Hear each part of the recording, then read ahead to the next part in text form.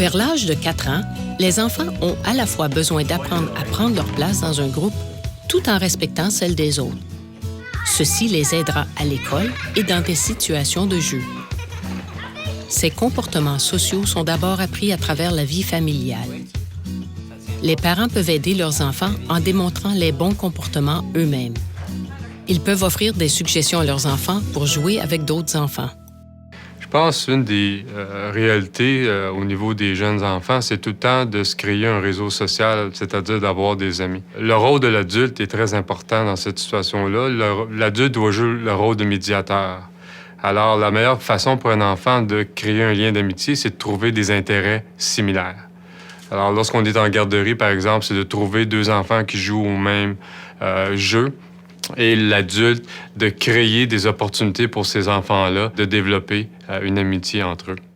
C'est important quand je parle de l'adulte qui joue le rôle de médiateur, ce n'est pas de contrôler le jeu, mais c'est beaucoup plus de faciliter les comportements appropriés lorsque les enfants jouent au jeu. Alors, c'est de partir des intérêts des enfants, les laisser être créatifs dans la façon de jouer, et l'adulte fait juste intervenir pour enseigner des comportements appropriés. Alors, si on prend une situation dans laquelle les deux enfants veulent le même jouet, l'adulte, dans son rôle de médiateur, peut enseigner ton tour, mon tour, de poser des questions, de démontrer différentes façons de jouer avec le même objet et de renforcer et d'encourager l'interaction entre les deux enfants. Et à ce moment-là, ce n'est pas une compétition, c'est plutôt une collaboration. Alors, pour le parent, de faciliter un jeu, c'est d'expliquer les règles de ce jeu, les attentes, et par la suite de demander aux enfants « montre-moi comment on joue d'une façon appropriée avec le jouet ». Lorsqu'on se retrouve avec un enfant qui est passif, l'important, c'est pour l'adulte de jouer un rôle de facilitateur au début. Alors, c'est d'introduire l'enfant à différentes expériences et différents environnements, justement pour le rassurer. Une chose qui est importante aussi, du même coup, c'est lorsque l'enfant est dans l'environnement pour une période de temps et on le voit qu'il est confortable, c'est important pour le parent de se retirer graduellement pour permettre à cet enfant-là d'échanger avec les autres enfants et non de se référer à son parent tout le temps. Lorsqu'on veut intégrer un enfant plus passif dans une activité de groupe, il faut tout le temps s'assurer de donner les consignes et les comportements qu'on veut voir de tous les enfants parce que, par exemple, l'enfant passif, pour se faire accepter des pairs, va imiter des comportements qui soient appropriés ou non. Lorsqu'on veut créer une situation gagnante, la meilleure façon, c'est de choisir des profils d'enfants qui sont similaires, surtout si on a un enfant passif. Il faut faire attention de ne pas le jumeler avec un enfant qui est plus excité ou un petit peu plus agressif dans ses actions, parce que de façon automatique, l'enfant passif se fait retirer du jeu. Alors, il faut planifier, choisir des enfants qui ont une personnalité et un tempérament similaire et initier le jeu de cette façon-là.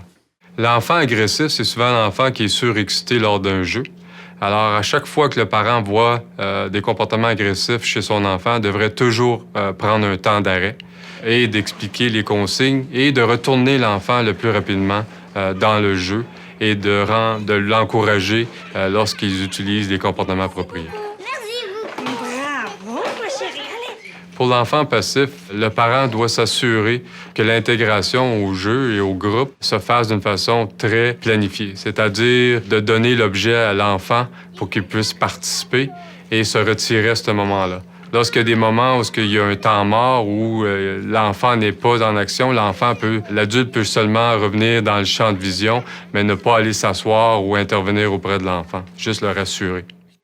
Au niveau de l'autorégulation, une des habiletés qu'on vise beaucoup, c'est l'organisation. Soit l'organisation des idées, l'organisation du matériel pour jouer avec.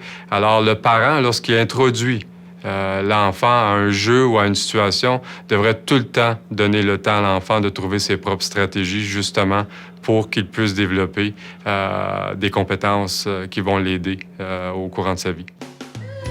Les jeunes enfants ont besoin de trouver des façons acceptables de parvenir à leurs fins. Cette autodétermination est une étape importante du développement de l'autorégulation. Les parents peuvent montrer à leurs enfants comment interagir avec d'autres enfants. Le tempérament de l'enfant doit être pris en considération. Si l'enfant est trop agressif, il aura peut-être de la difficulté à se faire des amis. S'il est trop passif, il ne pourra peut-être pas accomplir ce qu'il veut faire. Les parents peuvent encourager les enfants en les félicitant lorsqu'ils sont capables de résoudre de petits conflits par eux-mêmes.